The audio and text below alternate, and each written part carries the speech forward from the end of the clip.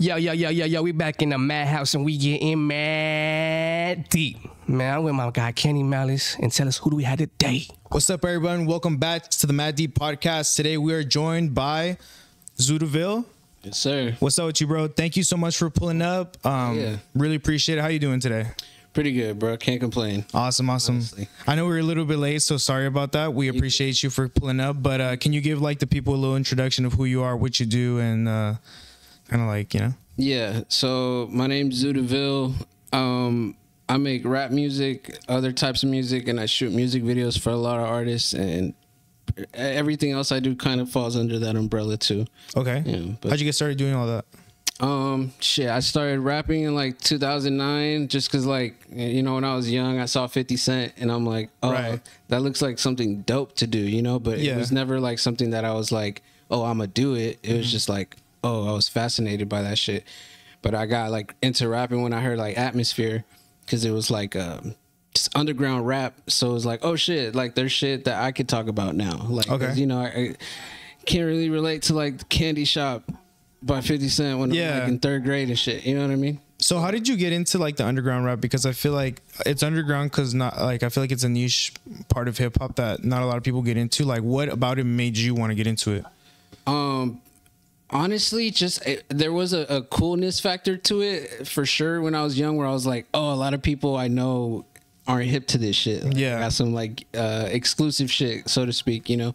But I think that's what really like it just spoke to me for real. Like that's really what it was. And my older cousin put it on an MP3, but it was like back when like CDs were still a thing, so it was like a bunch of songs in my MP3 named like Untitled Track 03 by unknown artist, unknown album, you know what I mean? Like, so I didn't even know really what I was listening to for like a couple years, and I was like, oh, this is I was listening to it when I was like in 5th grade type shit like that. So it's put onto you like when you were younger too? By like an older cousin and shit. You know. So how did you get into making videos? Are you into like any type of film and cinematography and stuff like that, or?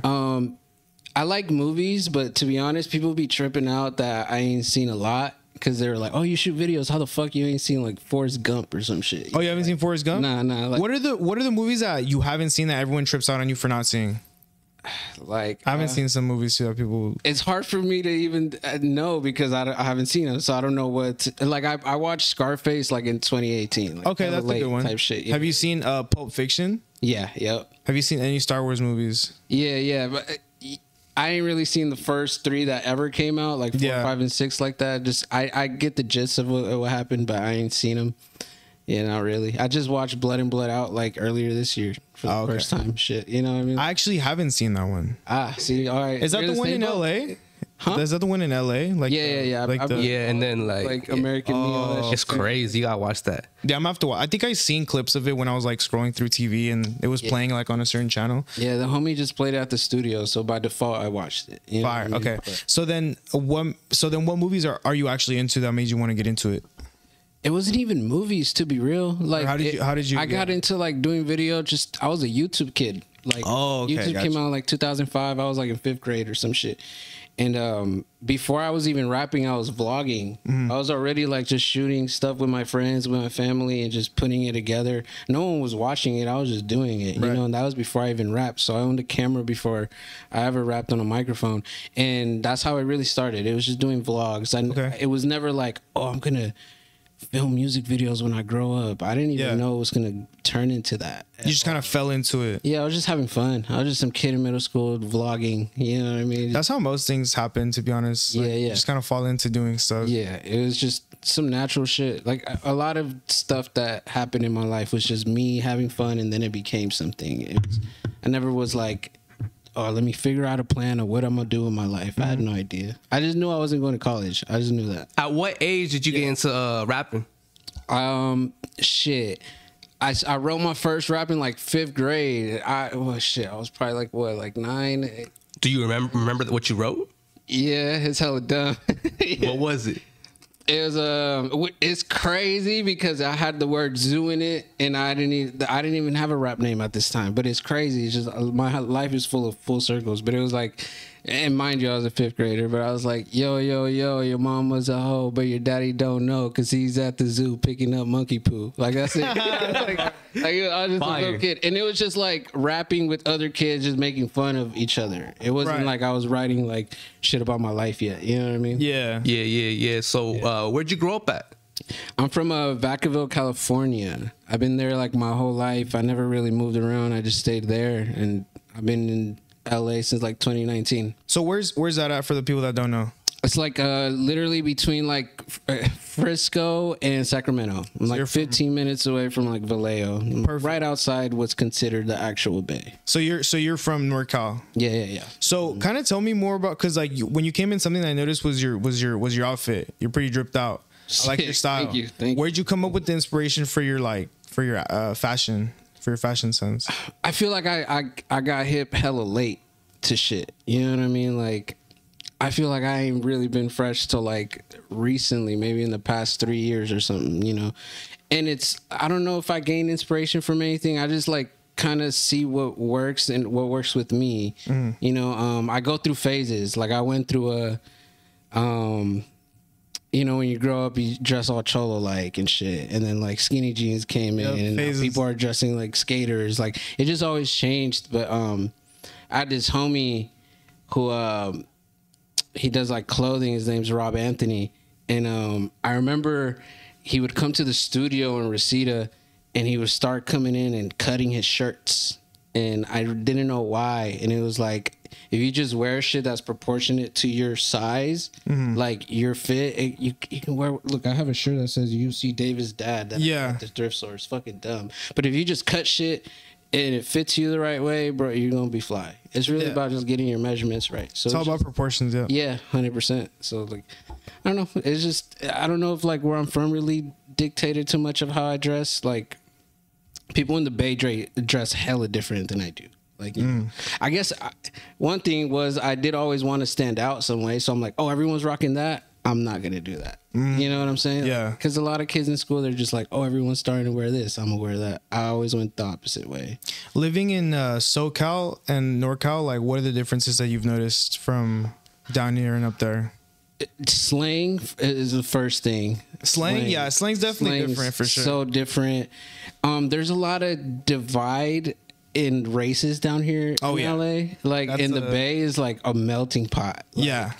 So that was the first thing I really noticed, bro. Like, and yeah, it's really that. Like that's the most thing that even to now it sticks out. You know? The accent's a little different too. Accent's different. The music is different. You could tell, right? You could tell when someone's from the Bay. Like you could tell, like the way, like there's just a certain way they pronounce things. It sounds more like northern, I guess. Yeah. The way that like Southern California people When I first would come to LA, I would say hella, and people would be like, what the fuck? Yeah. I don't say that. We don't say down here. I feel like now everyone says that's made its way down here for sure. Yeah. But like in 2011 and shit, I would come down and people would be like, nah, we don't say that. We actually lit. I was saying lit already. Really? In 2011 and shit. Oh, maybe. And we were saying that in the Bay for years. And I would come down here. And I don't know if this is accurate, but some dude was like, oh, wait, lit means that you're high off like scante down here. And I was like, whoa, what the fuck? No, I'm saying that's what somebody said too? Someone told me that. That's so funny. I don't even know if that's accurate or anything. Because the only person it is, yeah. It was? Yeah. Okay. Lit. I've been around for years. I'm lit. I'm lit. Yeah, but it was Weekend, bro. Yeah. Sparked up, homie. Yeah, that's how I knew the slang was hella different. I'm like, oh, okay, I'm not saying that down here. People gonna think I'm off the shit for real. You know what I mean? But yeah, I was like saying lit back in the day, like, you know, like I don't know. There's just different ways to talk, but you could tell right away. Yeah. Right away. Who has a better food? Honestly, and I don't mean like, I mean like who has a better food like scene in terms of all together, not just like people has Bay Mexican, SoCal Mexican food, whatever. No, I'm asking like like the whole food thing in general, because I know down here we have a lot of Armenian food. We have a lot of curry because K-Town's down here. Yeah. Like what cuisine do you prefer? I'm gonna go with LA. Yeah, you think LA has a better food scene? Yeah, it's just a lot more different things. I'd never seen an Armenian until I was in LA. Oh yeah, they're all over. You know what I mean? Like, so I was just like exposed to more things I had Korean barbecue for the first time in LA. You know what I mean? For real? You know what I'm saying? Like I had a bunch of new shit down here that like I just wasn't hip to back up home, you know? Yeah. But I was younger back then. So it's like I really just came into myself when I was coming over here a lot. So like I don't know. I like my hometown, but it's not considered the Bay. So like when I talk about Northern California, I ain't even talking about my hometown because they ain't food there. It's so small. Like they ain't shit. It's like a little small town. A little small town. Like I can't even get Peruvian food in my hometown. You know, really? I got hip to Peruvian food down here in the valley. Peruvian food's pretty good. Bruh, it's like my favorite. What's your ethnicity? Mexican. You're full Mexican? Mm-hmm. Like my mom's from Michoacan and my dad's from Jalisco. Fire. Yeah. And then also, I was gonna ask you, dude, like, how do you feel about like Hispanic music scenes in like other states, like Colorado, Texas, Florida, New York, like Chicago, especially? I'm not even that hip to like other states as far as the Mexican or Latin scenes too much. Like I know a couple rappers in New York that like I know they're either Dominican or Puerto Rican or something, and they're really dope, but they don't make like what their race makes. They just make hip hop type shit. Yeah, you know, like because in Chicago there's a huge. Like, I don't know if you recently saw Mexican Independence Day. Downtown Chicago was stupid lit, and I didn't know there was that many Mexicans there. Same, but then you do some research, bro, and there's a whole music scene down there. Yeah, there's a whole music scene. Shit, you got people up in Detroit. Shout out to Wyman Gus. He makes good music. He's from like Detroit. There's a bunch of different places going on right now. So I feel like is the underground wave that you're in right now. Is there a lot more Hispanic? What's the word? Like artist, rap. Yeah. Like, yeah. Yeah, at least the circles I run into that I came up in, it was a lot of different Latin stuff, but no one was making like what they make now, like corridos tumbados and reggaeton and shit. Like we were all just making hip hop. You know, so like race wasn't even a factor. Yeah, we were Mexican or some people were Colombian or Argentinian, but it didn't show in your music like at all. People were just being themselves. And I think it should, I feel conflicted about that because like I wouldn't want my music to be like me rapping about Mexican shit. Like, it's part of me, but it's like I'm just talking about what's in my mind, and my mind is not thinking about how I'm Mexican. And, you know, but I feel like you should wear like, you know, your race on your skin, all that shit, like show it. But like, I just don't ever want to be put under the category of like, oh, he's a Mexican rapper. Into a box. No, I'm just a rapper, and I just happen to be Mexican. But like, if you didn't see my face or nothing and heard my music, you'd have no indication of what race I was. Yeah, because it's not like I'm saying Mexican shit, or I might do Spanish shit, but it's like it's hard to. I could be Colombian. You never know. Whatever. Yeah. If you never see my face. I mean, like, I just feel like that's why Chicano rap has been so like inaccessible to the masses. It's because it's like when it's like the identity itself makes it very hard for a lot of people to relate to it. Yeah, it's like exactly. Even me, like I'm not like banged out or anything like that, so like listening to that type of music it's cool. Like it sounds cool because it's from the West Coast, and it's like a certain sound to it that you appreciate, but for me personally it's just hard to get into, and I feel like a lot of people feel like that. Yeah, for me I was just like all the Chicano shit. Like if I got caught listening to that up there, I'd get my ass beat or something. It'd be like, oh, why are you listening to Sureño shit or whatever? You know, it's like all Norteño up there and shit. So it's like, and I don't even know the politics on like if Lil Rob was a Sureño or whatever, however that works. But up there, if you're just not from up there, you're Sureño, it's like we don't listen to that shit. Yeah, and that's like, the politics is just something you have to like really step around, even if you're not like a part of it. Yeah, you know what I mean? You know, it kind of sucks. I wasn't really heavy into none of the Chicano stuff like that. You know, I'm aware of the names and stuff, but I wasn't really listening to any of it, to be real. What about like rap that is just in Spanish in general? Yeah, I like shit like that. Like I got hip to like Aleman early on in like 2014, 2015 from Mexico. Like Eptos, he's like a battle rapper out there. Asesino, he's a battle rapper out there. I was working with this guy from his name's George, JDS, from the Cypher Effect. It's like this channel that used to host all these ciphers in LA, and that throwback JDS. Yeah, shout out to JDS. If you was around, you know what's up with JDS. Like he was like the guy right there. You know what I mean? What is that? I'm not putting me on game. So okay, like in 2010, 2011, even a little years prior to that, there was this scene in LA.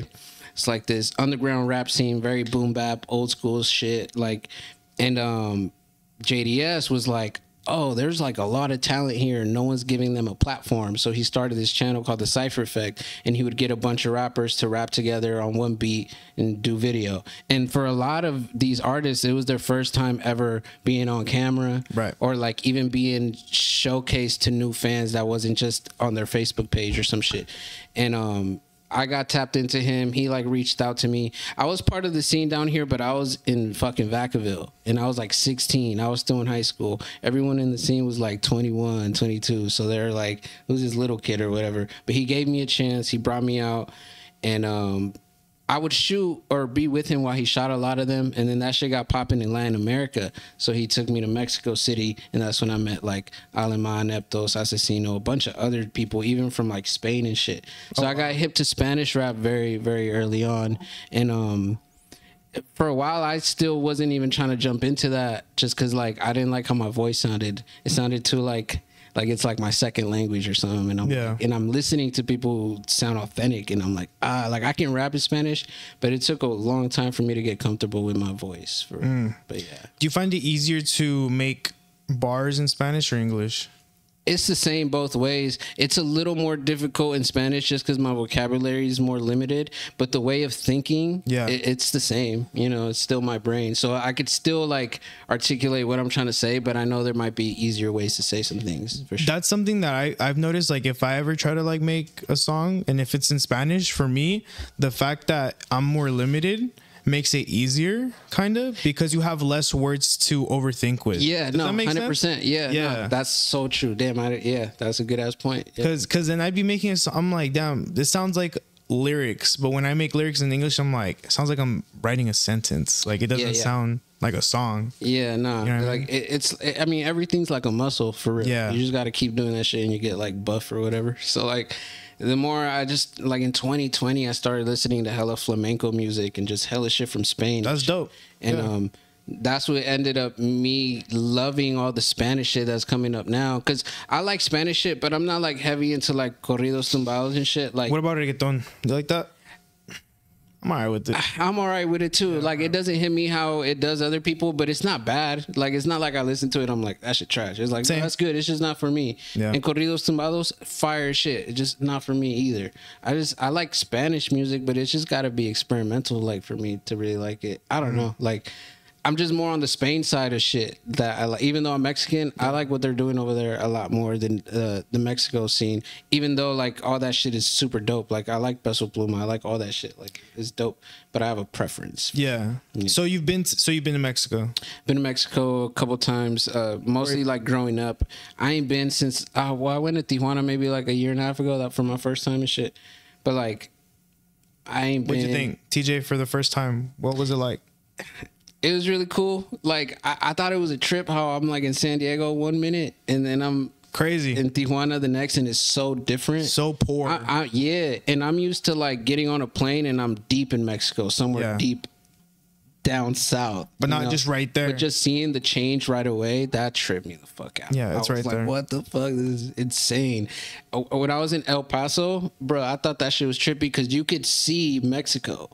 Like, I was at the Greyhound station, and it's like on a little elevated hill, and I could see all of Mexico, and I'm like, that's fucked up. That's Juarez, I think, right? Yeah. I'm like, they can see how good we're living. That's fucked up. Yeah, and if you notice something crazy about, especially like I don't know how it is like in the Europe part of the country, but in South America, Mexico, Central America, the hills are where the poor people live, and the flat is where the rich people live. But here in like opposite, it's opposite. Damn, all the rich people live in the hills. Yeah. You know, look at South Central and all those like impoverished places. They're more flat. Yeah, feel me? That's a trip. It's crazy, huh? Yeah, my mom told me that, and then I looked and I noticed, and I was like, damn, like I never noticed. Like these people are living on the hills, and like here people pay millions to live in the hills. Yeah, no, for sure. Damn, that's a trip. Yeah, I never knew that. So where else have you been in Mexico? I've been like Mexico City, Michoacan, Guadalajara, Tijuana, pretty much. I've never been to like the nice ass areas like Cancun or whatever. Cancun's dope. Like, I've never been to like Guadalajara or like all the different like the mainland places. I've only been to TJ. I've only been to TJ and Playas del Carmen, but really Cancun, yeah. Okay, yeah. I've yet to go to like the nice areas like that. I always just go see my fam when I go. Yeah. But my favorite place down there is Mexico City. It's Mexico really City? dope. And I got to see like the pyramids that are there too. Like so that was really cool. Plus, like, I think Mexico City might be like the biggest city in the world, or second or third. It's up there. Really? It's up there. I didn't know that. I didn't know that either. It's all interesting. there. I was like, Yeah. oh, this is big. This bitch is big as fuck, bro. For real. Yeah. Where do you see your everything that you're doing in 5 years? I think the same, hopefully, but just amplified. Yeah. You know what I mean? I'm not really looking to sign no record deal. I ain't trying to do all that. And like, I'm already hip on how bullshit all that is. You know what I mean? Honestly, just trying to financially triple it up. You know, I'm doing really good right now, but it took a long time. It took a long time. I haven't to work a job since like 2017, you know? So like... Hell yeah, me too, dog. Yeah, but like since I was 18, I was working factory jobs my whole life, you know? Yep. And that's what fueled me to fucking not have to do that anymore. So like, honestly, ever since 2015, everything's been like a victory lap, to be real. Cause Yeah. like, it's not like I don't want to be hella famous, bruh. Like, I'm an anxious person. Like, I don't want to be at the crib and I'm smoking a blunt. Now I got anxiety and there's people having like conversations about me on like Reddit or Twitter. Right. It's like, I ain't trying to have all that. Like, I'm down to have famous money, but I like being behind the scenes. You know what I mean? Like, so as long as it's just where it's at now, but like financially even better, that's all I could ask. You know who I think has a dope career?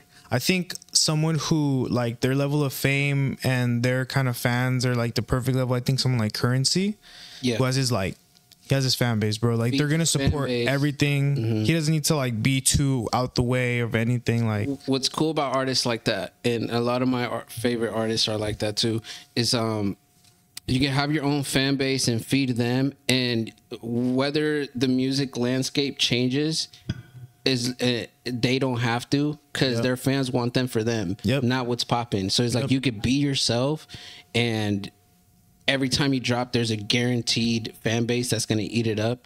And you might not be in the discussions with all the mainstream rappers, but you're doing better than them. Because for that, when you're in the mainstream level, that shit is fleeting every day. So everyone's trying to be relevant all the time. Like, fame is just a fleeting thing. It's by every day, it's going away. You got to keep being in people's faces. It's like, if you just get a loyal fan base, bro, you're fucking set.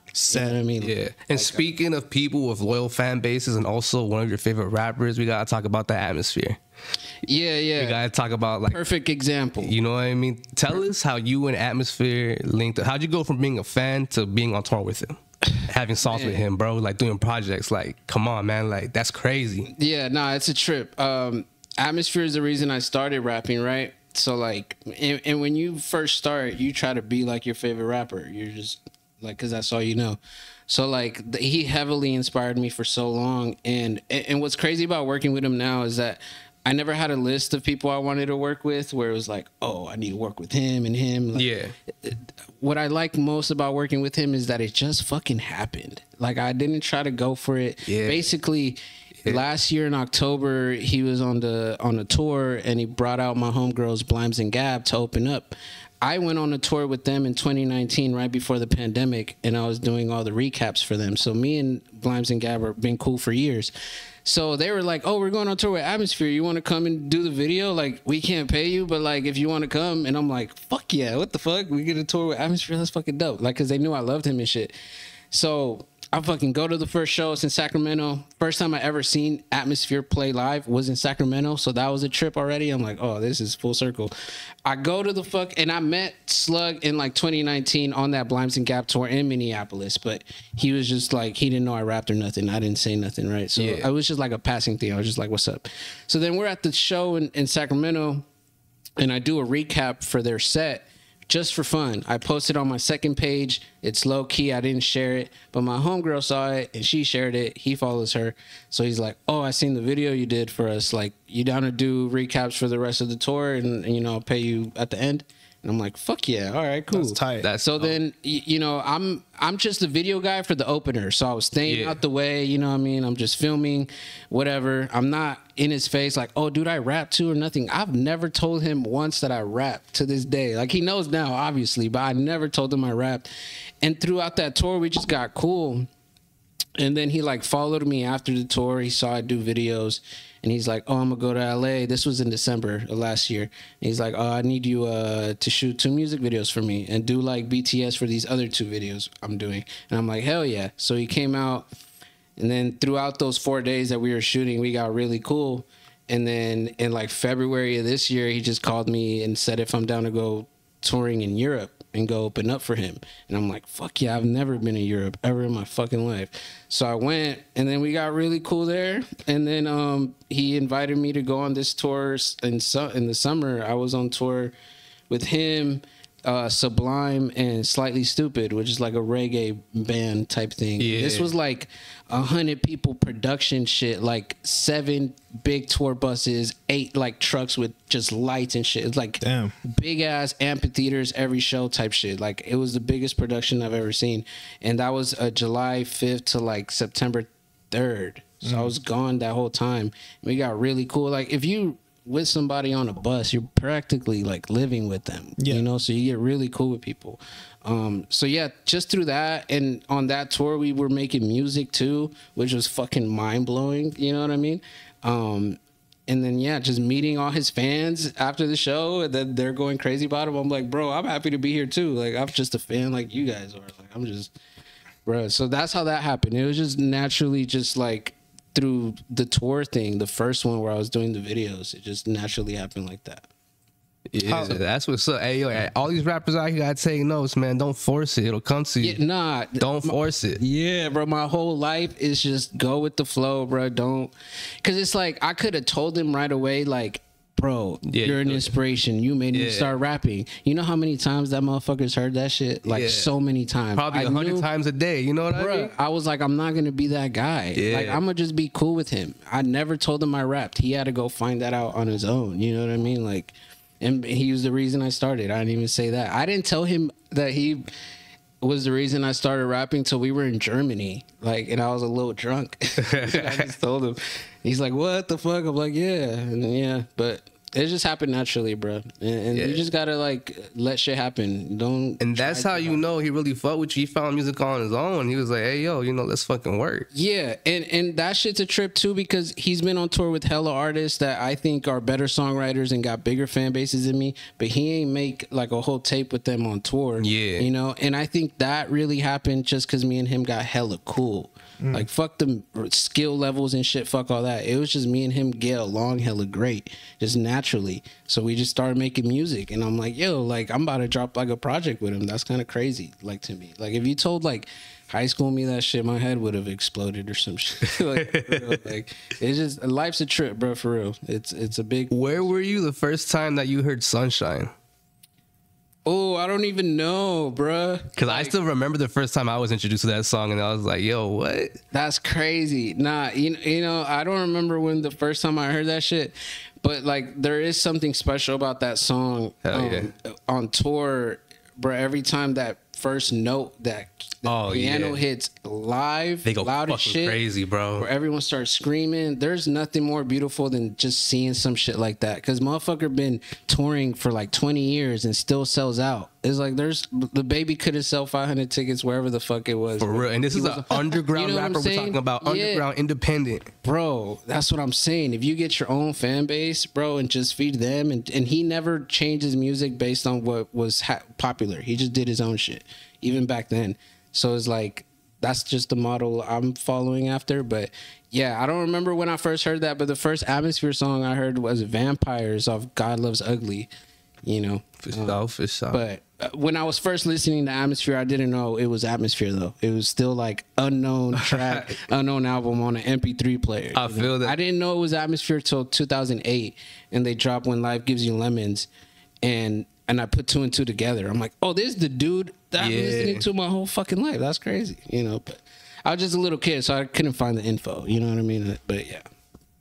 That's How did you like handle working with him at first and get over like the starstruck part of it? Dude, I'm so happy that like before working with him, I had already just met hella famous people, so I was already like, oh, everyone's normal. Yeah, bro. I seen behind the scenes of it all. Like everyone's just normal. They just want to be treated normal. They don't want you to put them on a pedestal right away. And it's like, oh, this motherfucker fanning out. Like, you know what I mean? So I'm like, I had already worked with like YG and like Lil Nas X and shit. Just do videos, that's studio session, shit like that. So all that was gone. All the like, oh my God, is someone famous? Like by the time I met him, I was already like, everyone shits, bro. Everyone cries. We're all the fucking same.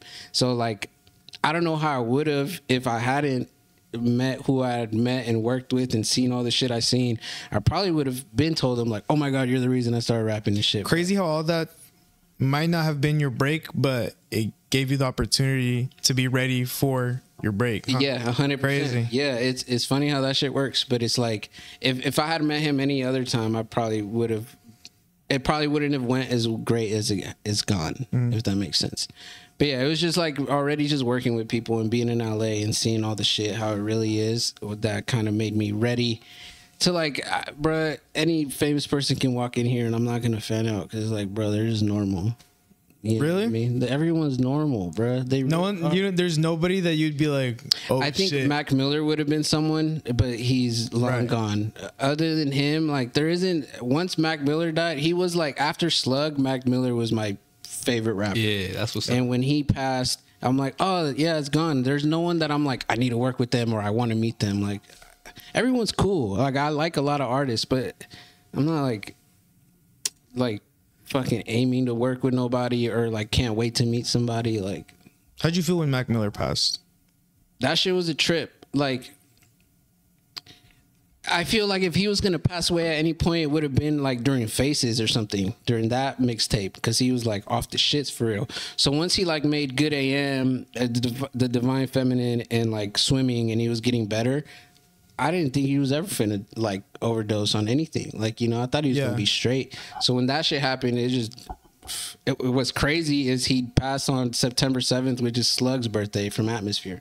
I thought that was crazy. I'm like, my favorite rapper died on my other favorite rapper's birthday. Like, what the fuck is that shit? You know, like that's a trip. But I don't know. I don't know if I've ever really processed it even now. Like the other day I was listening to him and it was really hitting me like, oh, this motherfucker is really, really gone for real. Like, I think Good News is the first Mac Miller song I've ever heard. It was very really good one. I liked it. Yeah, no, it was nice. Sure. I see the appeal. I never really dove into it, but after Good News, I was like, oh, this is why people like Mac Miller. Yeah, I get it. And what I like about him is like he reminds me a lot of my early self because a lot of his early shit is little kid shit, like high school raps. Yeah. Like, oh, I'm gonna go to this party, I'm gonna fuck this bitch, and I'm gonna smoke weed. Like it's all like, but he was saying it in a little kid way. But I was doing that shit too when I was like, when he was coming up. So I was like, seeing his elevation of getting out of that and like, you know, unfortunately he got into drugs and shit, but it like, and I don't want to give the drugs the credit for his music changing, but his music did start changing and it got more serious and he got really good. So like, I think a lot of people weren't hip to like how good he was because they remember how he sounded when he came out. And he was like doing like Kool-Aid and frozen pizza and shit like that, which I liked. But it's like, if you're older, it's like, I'm not listening to this high school kid rap about this shit. You know what I mean? But then he like changed his whole shit. So like, it was probably one of the dopest transitions I've seen in any artist, to be honest. He like totally changed. And like now he got like more into playing the instruments, more into the production and shit. But yeah. So since you're like an underground artist, what are your thoughts on the different types of underground rap that there is? Like there's different eras. Like for example, right now I remember like for example the SoundCloud era.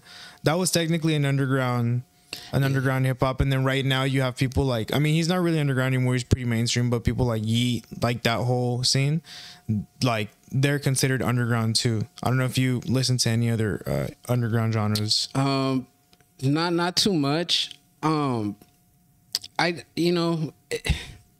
think a lot of starving artists are better than the mainstream ones just because they're still hungry. You know what I'm saying? So they got more to prove. They're going harder. So like, I like it all, to be honest. I don't really like bunch it into like that's mainstream, that's underground. It's just like, oh, I just know he wants it more than this guy. You know what I mean? This guy probably lives a happier life. That dude's stuck in a shitty ass deal. You know what I mean? Like, it's just really all it is. But like the SoundCloud era was really cool. I thought that like I liked it a lot because it was pissing a lot of people off. That was my favorite thing. It had all the old heads so mad. That's why I loved it, bro. Yeah, that's why I liked seeing the debates about it and shit. I'm like, y'all are talking about these kids that are just having fun. Exactly. Like, you know what I mean? Like, that's crazy. Exactly. You know? Like, that's why I really like Playboi Carti, because he doesn't rap about shit, but it still sounds hard and he still has a really good fan base. But like, I think that the reason why people like him so much is because he doesn't try. Like he just does what he wants to do, and the fact that other people are getting like mad about it because he doesn't write lyrics or whatever. Yeah, I think that's why a lot of people fuck with it.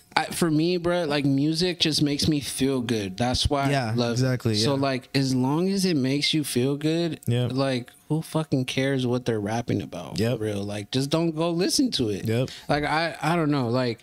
I always look at it like anyone that's hating is just they're not at peace with themselves. It's like, why are you even worried about someone else? No, absolutely. Yeah, I'm happy with my life. I ain't talking bad about no one else because it's like I don't give a fuck. Like I'm good. Like I'm, that's not how someone at peace would behave. That's how I look at any type of hate, But like I understand like when older heads were like, oh, this ain't hip hop and shit. But it's like, bro, times change. Move the fuck on. You know what I mean? Like go listen to the shit you like.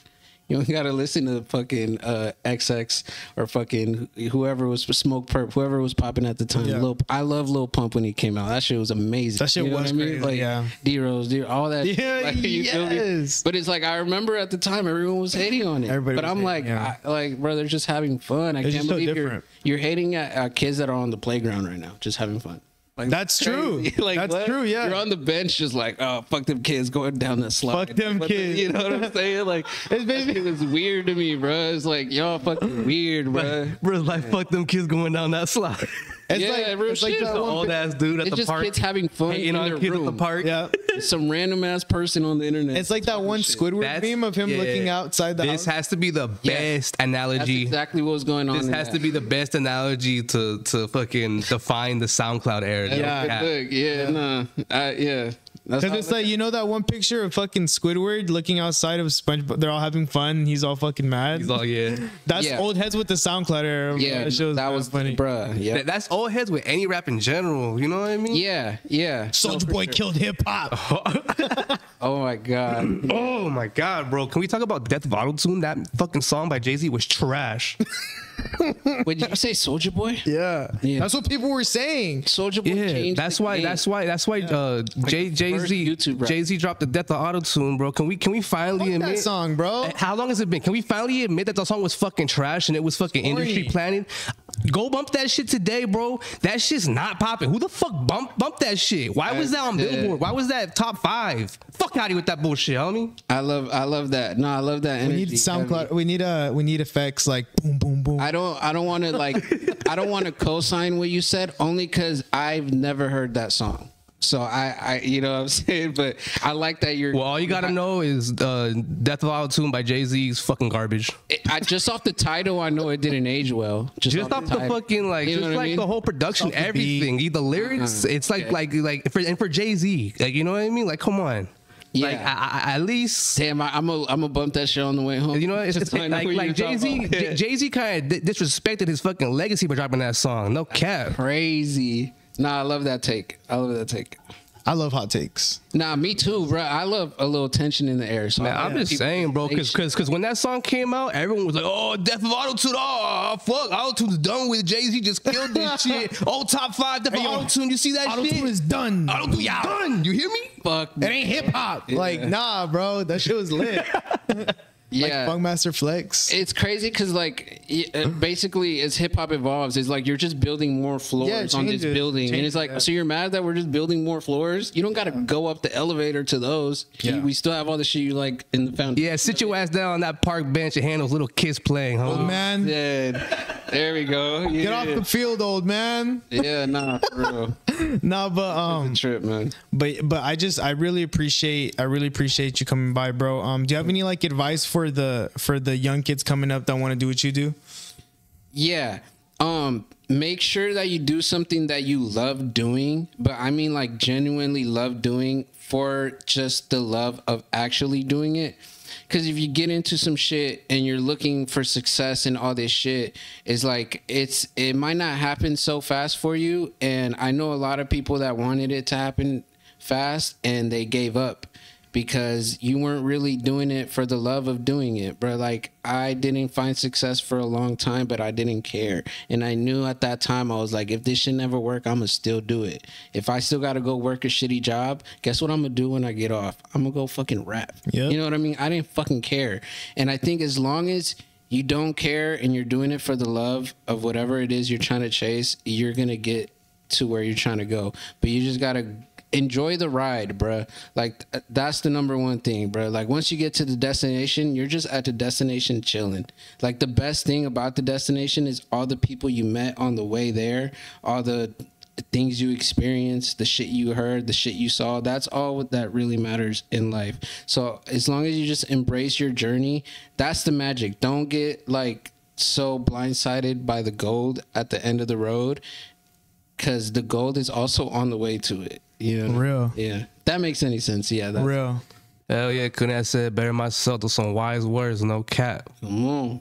I think that was a really good interview, bro. I really liked it. Thank you so much for putting up. Bro, that was really good. Yeah, that was fire. You, for real. I don't know if you want to add anything. Nah, man. Kenny Malice, Deville. It's your boy. If you don't know, you better know. Act like you do. Mad D, baby. Boom, you already know the Jay-Z, I love Big Pimpin', but Death of the Auto-Tune was fucking garbage, homie. Hey, let's fucking go. I'm gonna leave it at that. Sudaville, thank you for coming through, my boy. This was amazing. This was a really good interview, dog. Thank you, guys. Appreciate you. Mad D, Take it baby. easy. See Lemon ya. squeezy. Hey.